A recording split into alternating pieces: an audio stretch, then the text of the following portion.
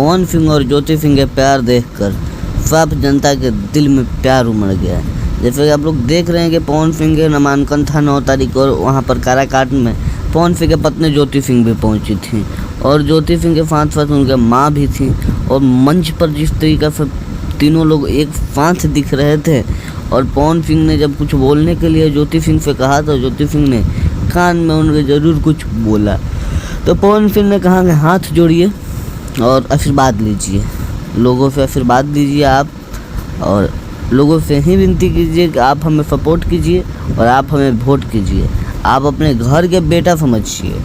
तो आप लोग देख रहे हैं कि किस तरीके से फिर पवन सिंह और ज्योति सिंह का प्यार एकदम बना है। हमें ही भगवान से निवेदन करेंगे कि इन दोनों का प्यार बना रहे, एक छोटा पवन भी आ जाए और सब पवन भी सांसद भी बन जाए। तो बस इसी तरीके से प्यार आप लोग देते रहिए। चैनल को सब्सक्राइब कर दीजिए, वीडियो को लाइक कर दीजिए, ढेर सारा आप लोग प्यार दीजिए। तब तक के लिए नया अपडेट के लिए इंतज़ार कीजिए। जिस तरीके से नया अपडेट आएगा हम आप लोगों को ज़रूर